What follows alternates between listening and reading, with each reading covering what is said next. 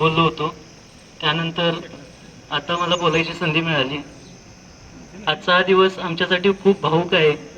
कारण ज्या वेळेला मी जेव्हा 6 वर्षाचा होतो, माझी बहीण आणि भाऊ थोरला तेही लहान होते.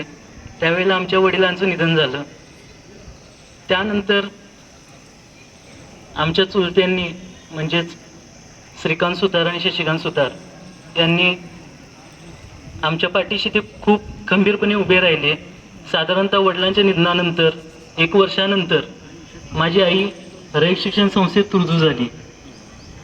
रुजू झाल्यानंतरचा काळ खूप कठीण होता तिच्यासाठी. कारण गावाकडच्या एका साध्या आणि गरीब अशा महिलेला सर्व कुटुंब उभं करायचं होतं. मला माहीत नाही त्यावेळचा काळ किती संकट देणारा होता, पण त्यातून तिनं आम्हाला उभं केलं. तिनं फक्त 30 वर्ष या संस्थेची सेवाच केली नाही, तर आम्हाला घडवलं, खूप मोठं केलं आणि स्वतःच्या पायावर उभं केलं. आज खरोखरच मला खूप आई तुझा अभिमान वाटतो की तू आम्हाला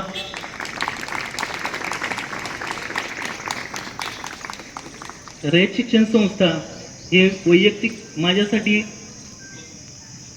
एक संस्था नाही आहे, हे कुटुंब आहे. मी लहानपणी एकदम लहान असताना झेडपी जिल्हा परिषद शाळा नंबर 1 मध्ये होतो.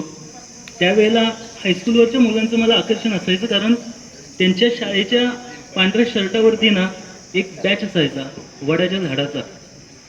तो इतका म्हणजे मला त्यावेळी त्याचं महत्त्व माहीत नव्हतं, पण ॲक्च्युली माझ्या कुटुंबाला वडाचं झाड कसं असतं आपलं सावली देणारं, एकदम भक्कम असं उभं राहिलेलं, त्या सावलीचा आधार माझ्या कुटुंबाला मिळाला आणि त्यातूनच आम्ही उभं राहिलो.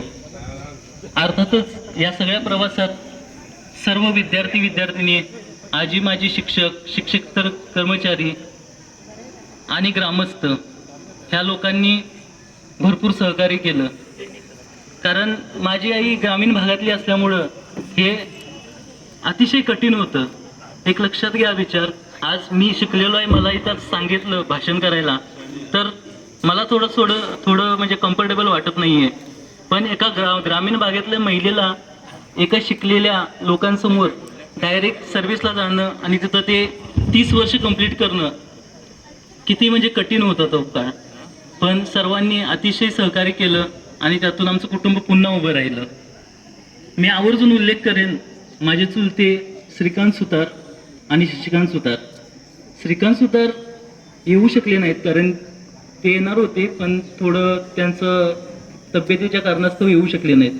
पण माझे धाकटे चुलते समोर बसलेले आहेत शशिकांत सुतार, त्यांनी आमच्यासाठी खूप काही केलं. ह्याच्यापेक्षा योग्य मंच नाही त्यांचं मी आभार व्यक्त करायला. तर पुन्हा एकदा सर्वांचं मी मनापासून धन्यवाद व्यक्त करतो. जसं की बाबुगोंड पाटील आदरणीय यांनी सांगितलं की माझ्या चुलत्यांनी अगदी प्रस्ताव घेऊन गेले होते. आमचं कुटुंब पूर्ण हे झालं होतं, काही आधार नव्हता.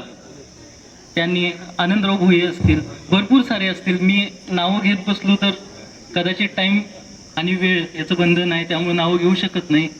पण खूप खूप धन्यवाद तुमच्या सगळ्या लोकांचे.